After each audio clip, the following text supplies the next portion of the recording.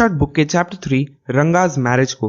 इसके ऑथर हैं मस्ती वेंकटेश अयंगर। ये स्टोरी बेसिकली एक विलेज अकाउंटेंट के बेटे की है जिनका नाम है रंगा, जो कि अपनी स्टडीज के लिए बेंगलोर सिटी गए थे और उनके विलेज में ऐसे बहुत ही रेयर लोग थे जो बाहर पढ़ने के लिए गए थे, जिसमें रंगा 6 महीने तक बेंगलोर सिटी में अपनी स्टडीज के लिए रहे थे।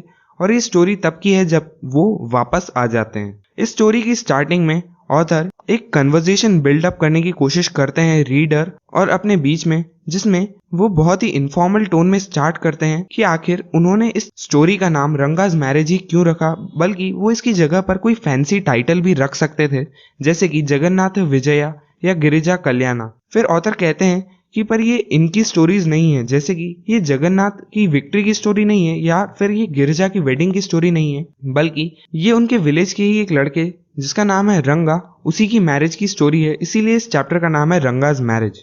इसके बाद ऑथर हमें बताते हैं कि उनके विलेज का नाम था होशाहली, और ऑथर ये भी बताते हैं कि ये बहुत दुख की बात है कि इस विलेज के बारे में कोई नहीं जानता है। वो ये तक कहते हैं कि जो इंग्लैंड के साहिब इस प्लेस को मतलब इंडिया को रूल करते थे, उन्हें भी नहीं पता होगा कि ऐसी कोई प्लेस एग्जिस्ट भी करती है उनकी टेरिटरी के अंदर, और इसीलिए वो इस प्लेस का कोई मेंशन नहीं करते हैं। साथ ही में ये लोग एक फ्लॉक ऑफ शीप की तरह है, मतलब जैसे कि एक शीप जब एक गड्ढे में गिर जाती है तो जो दूसरी शीप होती है वो भी उन्हें ब्लाइंडली फॉलो करती है और वो भी एक गड्ढे में कूद जाती है, जिसे हम भेड़ चाल कहते हैं। वैसे ही जब इंग्लैंड के उन साहिब्स ने और जोग्राफर्स ने इस प्लेस को इग्नोर कर दिया, तो हम कैसे एक्सपेक्ट कर सकते हैं एक कैटोग्राफर से जो कि मैप को बनाते हैं कि वो इस विलेज को एक मैप पर प्लेस करे। इसीलिए किसी भी मैप पर ये विलेज फाइंड आउट नहीं किया जा सकता है। इसके बाद ऑथर वापस से एक कन्वर्जिंग टोन में कहते हैं और बहुत ही इनफॉर्मल वे में कहते हैं कि सॉरी, मैंने कहीं और स्टार्टिंग की थी इस स्टोरी की, पर फिर मैं कहीं और चला गया। और फिर वो ये भी बताते हैं कि जैसे कि पूरे भारतवर्ष के लिए मैसूर स्टेट है, एक फेस्टिव मील के लिए एक स्वीट होती है, वैसे ही मैसूर स्टेट के लिए होशाहली विलेज है। जैसे कि एक फिलिंग होती है करिगदाबू की, जो कि एक साउथ इंडियन स्वीट है। इसमें ऑथर कहना चाहते हैं कि होशाहली भी इतना ही इम्पोर्टेंट है जैसा कि एक स्वीट में उसकी फिलिंग होती है। और फिर ऑथर कहते हैं कि शायद आपको इस बात पर यकीन न हो, पर यह बात बिल्कुल सच्ची है, होशाहली बहुत ही एक इम्पॉर्टेंट जगह है। और फिर ऑथर इस स्टेटमेंट को सपोर्ट करने के लिए कहते हैं कि सिर्फ मैं ही होशाहली के बारे में इतनी अच्छी अच्छी बातें नहीं कहता हूँ, बल्कि हमारी विलेज में एक डॉक्टर है जिनका नाम है गुंडा भट्टा, वो भी मेरी इस बात से अग्री करता है कि होशाहली एक बहुत अच्छी और इम्पोर्टेंट जगह है। वो बहुत सारी प्लेसेस पर गया है जिसके बेसिस पे वो ये कह सकता है। पर कोई भी अगर उस डॉक्टर से पूछता है कि क्या वो इंग्लैंड गया है, तो वो कहता है नो अनाया। अनाया का मतलब होता है एक रिस्पेक्टफुल टर्म जो बेसिकली हम एल्डर्स के लिए यूज करते हैं। और फिर ऑथर कहते हैं कि मैंने अपने लाइफ टाइम में बहुत कम प्लेसेस ही देखी हैं, फिर भी मैं कह सकता हूँ कि विलेज बहुत अच्छा है, पर एक्चुअल में वो बहुत सारी प्लेसेस पर गए होते हैं। इसके बाद ऑथर अपने विलेज के एक मैंगो ट्री के बारे में बताते हैं, जिसमें वो एक इंसिडेंट शेयर करते हैं कि एक बार वो उस मैंगो ट्री से कुछ मैंगोज अपने घर पर ले गए थे और उसके बाद उन्होंने उसकी चटनी बनाई, और जब उनके घर वालों ने उसे खाया तो सबको बहुत बुरी तरीके से कफिंग होने लग गई।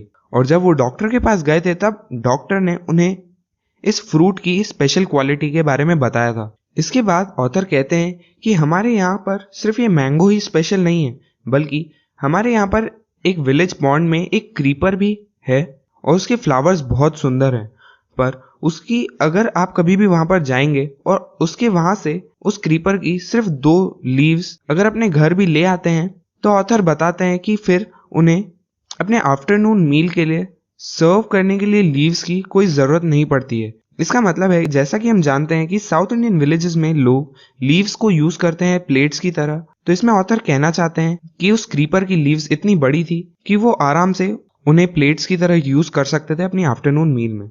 इसके बाद ऑथर कहते हैं कि अब शायद आपको लग रहा होगा कि मैं अपने विलेज के बारे में बहुत ज्यादा ही बातें कर रहा हूँ, और अगर आपको इस विलेज की इतनी स्पेशलिटीज के बारे में विश्वास नहीं हो रहा हो, तो आप हमारे विलेज को विजिट कर सकते हैं, क्योंकि किसी भी जगह को अगर आपको अच्छे से जानना हो तो सबसे अच्छा तरीका है उसे विजिट करना।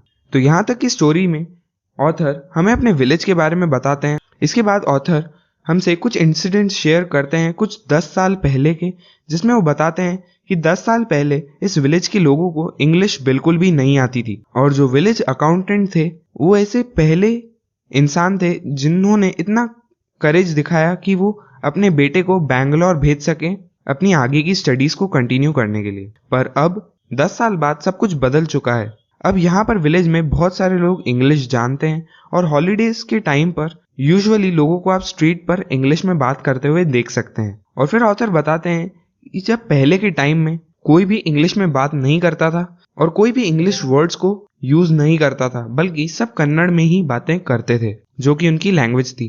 पर अब ये बहुत ही डिस्ग्रेसफुल है कि सब अपनी लैंग्वेज को छोड़कर इंग्लिश पे शिफ्ट हो रहे हैं। इसके बाद ऑथर एक इंसिडेंट शेयर करते हैं कि एक बार जब वो रामा राव के घर पर थे तब उन्होंने एक फायरवुड का बंडल खरीदा और रामा राव के जो बेटे थे वो उस बंडल के जो पैसे थे वो देने के लिए गए।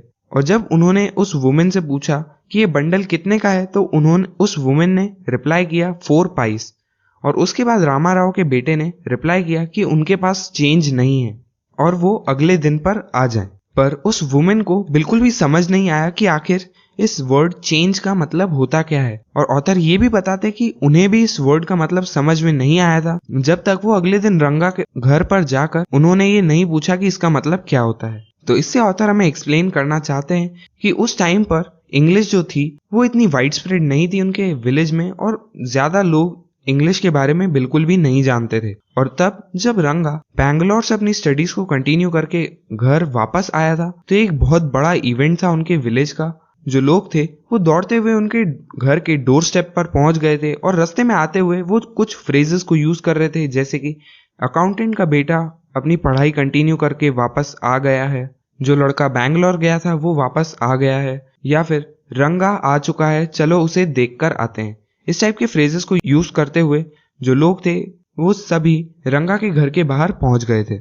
और जब ऑथर ने देखा कि इतनी सारी क्राउड वहां पर खड़ी है तो वो भी वहां पर चले गए। और इतने सारे लोगों को देखकर रंगा जब बाहर निकलता है तो उनके चेहरे पर एक स्माइल आ जाती है। सभी लोग रंगा को देखकर बिल्कुल सरप्राइज हो जाते हैं क्योंकि 6 महीने बाद भी वो बिल्कुल वैसा ही था जैसा कि वो 6 महीने पहले था।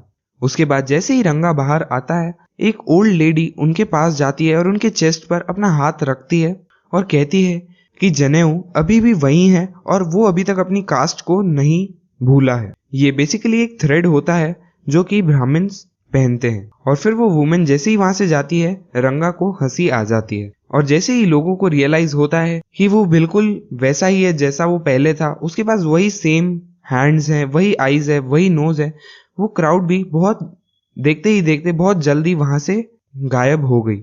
और जैसे ही वो क्राउड वहां से चली गई तब ऑथर रंगा के पास जाकर पूछते हैं कि तुम कैसे हो रंगा अप्पा। और तभी वो पहला टाइम होता है जब रंगा नोटिस करते हैं कि ऑथर वहीं पर है। उसके बाद वो ऑथर को नमस्कार करते हैं काफी रिस्पेक्टफुल वे में और कहते हैं कि मैं बिल्कुल ठीक हूँ आपकी ब्लेसिंग्स के कारण। वो बताते हैं कि रंगा काफी अच्छी तरीके से जानता था कि उन्हें कैसे दूसरे लोगों से बातें करनी है जिनसे दोनों को एडवांटेज हो, कैसे पीपल की वर्थ को सही तरीके से देखा जाता है और इस तरीके के बारे में बताते हैं। इसके बाद वो ये भी बताते हैं कि उन्होंने जब उन्हें नमस्कार किया तो किसी प्रेजेंट डे के लड़के के जैसे नहीं किया था, बिल्कुल ऐसे सीधे खड़े होकर या फिर आसमान की तरफ देखते हुए, बल्कि उन्होंने काफी अच्छे तरीके से बेंड होकर उनके फीट को टच किया और अच्छे से उन्हें नमस्कार किया। और उसके बाद वो थोड़ी देर बात करते हैं और फिर ऑथर अपने घर की तरफ चले जाते हैं। उसके बाद ऑथर हमें बताते हैं कि उस दिन के समय में रंगा उनके घर पर आते हैं कुछ ऑरेंजेस को लेकर। और फिर जब ऑथर उन्हें देखते हैं तो उन्हें लगता है कि ये कितना जनरस और कितना अच्छा लड़का है, ये कितनी अच्छी बात होगी उसे शादी करके सेटल होते हुए देखते हुए। और फिर ऑथर बताते हैं कि थोड़ी देर रंगा से बात करने के बाद वो रंगा से पूछते हैं कि तुम कब शादी करने वाले हो। तभी रंगा कहता है कि वो अभी शादी नहीं करने वाला है। और जब ऑथर पूछते हैं कि ऐसा क्यों, तो वो कहता है कि वो अपने लिए एक सही लड़की ढूंढना चाहता है। और वो ये भी बताता है कि उनके वहां पर एक ऑफिसर है जो अपने 30 की एज में जाकर उन्होंने शादी की थी, वो भी एक 25 ईयर ओल्ड की एक लेडी के साथ, और वो अब दोनों काफी अच्छे से बात कर सकते हैं। इससे एक एग्जाम्पल लेते हुए रंगा कहते हैं कि अगर सपोज वो एक बहुत ही यंग लड़की से अगर शादी कर भी लेते हैं तो हो सकता है कि वो उनसे ढंग से बात नहीं कर पाए। हो सकता है कि वो जब अच्छे से बात करे तो उन्हें लगे कि वो उनसे एंगर में बात कर रहे हैं। इसके कारण काफी सारे प्रॉब्लम्स अकर हो सकती है। इसीलिए वो तभी मैरी करना चाहते हैं जब उन्हें एक मैच्योर गर्ल मिल जाएगी, और तब तक वो बैचलर ही रहना पसंद करेंगे और इसीलिए वो अभी शादी नहीं कर रहे हैं। और इसके बाद नरेटर पूछते हैं कि क्या कोई और कारण है जिसके कारण वो मैरी नहीं करना चाहते हैं। तब रंगा उन्हें कहते हैं कि एक आदमी को सिर्फ उसी लड़की से शादी करनी चाहिए जिसे वो एडमायर कर सके, और एक मैन तभी एक लेडी को एडमायर कर सकता है जब वो मैच्योर हो, न कि जब वो बहुत ही यंग हो और उसे कोई भी काम ढंग से नहीं आता हो। और इसके बाद कुछ देर तक रंगा और नरेटर के बीच में और बातें होती है।